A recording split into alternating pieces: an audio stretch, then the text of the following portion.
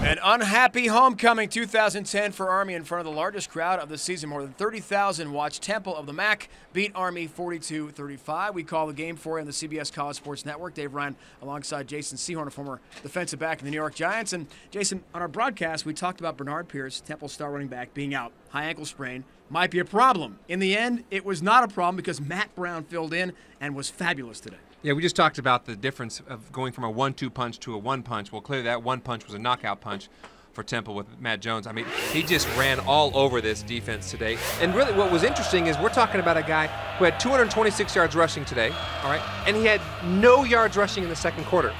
It really looked like Army had figured him out. But, give Temple credit. They got back to him. They went back to what got him here, basically. Allowed him to just do what he does best in the open field, and that's create space and score touchdowns. 226 yards on 28 carries. Congratulations to Matt Brown. Only 5'5", one of the smallest players in the FBS, a new career high. And how about Temple in this game? They were down 28-3, and they rattled off 29 straight points. So if you're Army and head coach Rich Ellerson, what do you think about next? Well, you have positives. You scored 35 points. You put some. You've done some good things. I think the negatives are on your football team. You got tired. You were the one who actually got worn out. You were the one who actually didn't inflict your will in that fourth quarter, and that's one thing they've been able to do this year is really inflict their will in the second half. They were a horrible second half team last season. They spent all offseason correcting it, making halftime adjustments. But I think Temple really had the upper hand here in the second half. Sans that first drive of the third quarter. That's right.